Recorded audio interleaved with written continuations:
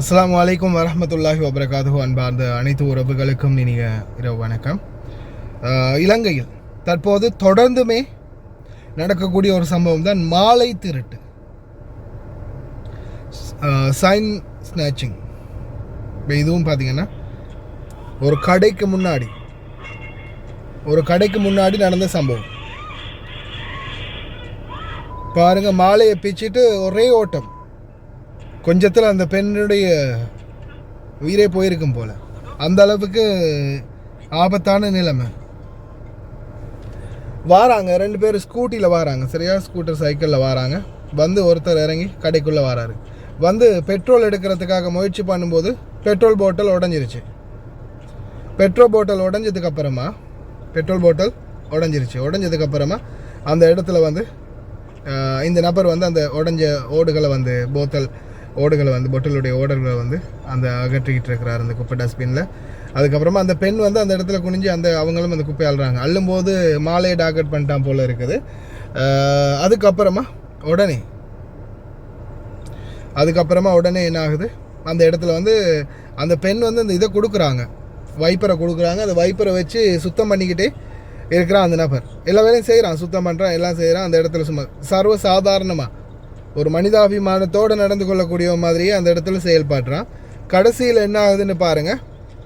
இந்த பணத்தை எடுத்துகிட்டு வரான் அப்படின்னு போய் பணத்தை எடுத்துகிட்டு வரான். மற்றவன் பைக்கில் ரெடியாக இருக்கிறான்.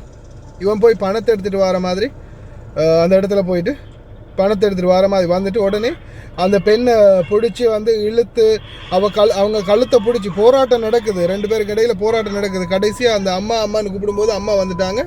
ஆனால் கடைசியாக மாலையை பிச்சுட்டு ஓடிட்டான். மாலையை எடுத்துகிட்டு ஓடிட்டான். அதுதான் நடந்திருக்குது. ஏன்னா ஒரு காலத்தில் மாலை இல்லாட்டியும், ஒரு நகை இல்லாட்டியும், ஒரு தங்கம் மாதிரியான ஒரு ரோல்கட் நகையை சரி போட்டுட்டு போகணும் அப்படின்ற ஒரு சூழல் இருந்துச்சு. இப்போ தங்கமே இருந்தாலும் ரோட்டில் தெரிகிறதுக்கு போட்டுட்டு போகக்கூடாது அப்படின்ற சூழல் இப்போ உருவாகி இருக்குது.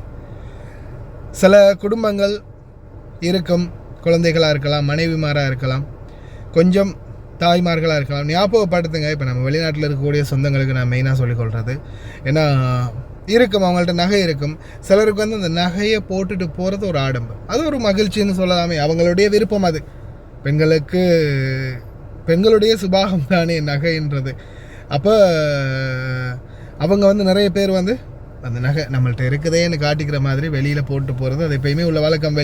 வெட்டிங் ஹவுஸுக்கு போகும்போது சரி, ஒரு கல்யாண வீட்டுக்கு போகும்போது சரி, இல்லை ஒரு பார்ட்டிக்கோ இல்லை குடும்பங்களோட ஃபங்க்ஷனுக்கு ஏதாவது ஒன்றுக்கு போகும்போது நகைகளை போட்டுட்டு போகிறது ஒரு கலாச்சாரம் மாதிரி ஒன்றுன்னு வச்சுக்கொள்ளுங்களேன்.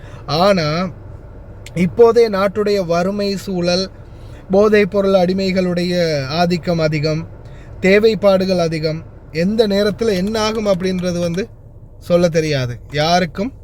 இப்போதைக்கு நம்ம சர்டிஃபை பண்ண முடியாது இவங்க நல்லவங்க இவங்க திருடங்க இல்லை அப்படின்னு. ஏன்னா சில நேரங்களில் ஒவ்வொரு மனிதனுடைய சந்தர்ப்பம், சூழ்நிலை திருடனாக மாற்றலாம். குழந்தைகளுக்கு சாப்பாடு கொடுக்க முடியாத எத்தனையோ தந்தைகளும் இந்த மாதிரி திருடனாக மாறலாம். போதைக்காரண்டு மட்டுமே சொல்ல முடியாது இல்லையா. தொழில் இல்லை, வேலை வாய்ப்புகள் கம்மி, செய்கிறதுக்கு எந்த ஒரு வழியும் இல்லை, குழந்தைகள் பசிப்பட்டணியில் இருக்குது, யாருக்கிட்டையும் உதவியும் கிடைக்கல. அந்த மாதிரி சூழலை கூட, சந்தர்ப்பம் சூழ்நிலை ஒரு மனிதனை திருடனாக கூட மாற்றலாம். அந்த மாதிரி இருக்கிறதால தயவு செய்து அன்பார்ந்த உறவுகளை உங்கள் வீட்டில் இருக்கக்கூடிய பெண்களிடம் அவேர்னஸ் பண்ணுங்கள். அதே மாதிரி சில இஸ்லாமியர்கள் தான் பெண்கள் மட்டும் நகை போடுவாங்க, ஆண்கள் போடுறதில்ல. மற்ற மதத்தவர்களில் பார்த்தா ஆண்களும் நகை போடக்கூடியவங்க இருக்கிறாங்க. சிலர் வந்து உண்மைக்குமே அது வந்து உண்மையான நகை இல்லை, ஆனால் சும்மா டிசைனுக்கு ஒரு இதுக்கு பண்ணுக்கு போட்டிருப்பீங்க. ஆனால் அது கடைசியில் உயிரே பறிக்கலாம். சிந்தித்து செயல்படுங்க. முடிந்த வரைக்கும் அவேர்னஸ் பண்ணுங்கள், எல்லாருக்கும் தெரிந்த எல்லாருக்குமே. லயன் எக்ஸ்பிரஸ் கார்கோ, நம்பகமான கார்கோ. இதோ நீங்களும் தொடர்பு கொண்டு உங்களுடைய கார்கோ பொருட்களை அனுப்பலாம். 90 93 61 67 தொடர்புக்கான இலக்கம் 66 16 84 14. இன்னும் ஒரு இலக்கம் 55 17 27 47. அதே போல் இன்னும் ஒரு இலக்கம் 50 53 79 39. இன்னும் ஒரு இலக்கம் 99 69 84 94. ஹாய் காய்ஸ், இன்றைக்கி நாங்கள் எங்கே வந்திருக்கிறோம், தாத்தா எங்கே வந்திருக்கிறோம் நாங்கள் இன்றைக்கி? அல் மிஷாயில். நீங்கள் எப்போ ஆர்டர் பண்ணீங்க தாத்தா? நான் இன்றைக்கி ஈவினிங் தான் ஆர்டர் இந்த பண்ணேன். கோடை ஆர்டர் பண்ணீங்க. எனக்கு எமர்ஜென்சியாக இந்த சாமானம் கொஞ்சம் எனக்கு வேணுமென்றதுக்காக வேண்டி இதனால் வந்து எனக்கு அவசரமாக இப்போ நைட்டு 10:15 எங்கேயும் ஆகுது. ஸோ அவர் எனக்கு அவசரம் அப்படின்றதுக்காக வேண்டி அவர் எனக்கு பணம் தந்தார். ஸோ இவங்களோட சேவையை பற்றி நீங்கள் எதுவும் கவலைப்பட வேண்டிய அவசியம் கிடையாது. அவங்க சொன்ன டைமுக்கு எங்களுக்கு எமர்ஜென்சியாக தேவைன்னு சொன்னால் அந்த டைமுக்கு அவங்க எல்லா சாமானத்தையும் கொண்டு எங்கள்கிட்ட ஒப்படைச்சிடுவாங்க. ஸோ கைஸ், நீங்களாக இருந்தாலும் தாராளமாக எந்த ஒரு பயமும் இல்லாமல் இவங்களோட கார்கோவாக இருக்கட்டும், கார்கோவும் இவங்க செய்கிறாங்க. ஸோ ஜெமியாவும் இவங்கக்கிட்ட இருக்குது, காகில் குக் சிட்டியும் ஒன்றும் இருக்குது. சாமானமும் நீங்கள் ஆர்டர் பண்ணலாம் தைரியமாக, எந்த ஒரு இதுவும் எதிர்பார்க்காம அவங்க சமூக சேவையை செஞ்சு முடிப்பாங்க. தேங்க்யூ ஸோ மச் தாத்தா. தேங்க்யூ. இந்த தாத்தாவோட ஆர்டர் வந்து இதுதான். நீங்களும் ஒரு 20 கேடிக்கு மேலே ஆர்டர் பண்ணிங்கன்னா நீங்கள் எங்கே இருந்தாலும் பிரச்சனை இல்லை, உங்களோட வீட்டுக்கே வந்து டெலிவரி பண்ணி தருவோம். இன்ஷா அல்லாஹ் இன்னொரு வீடியோவில் சந்திப்போம். Thank you, bye bye.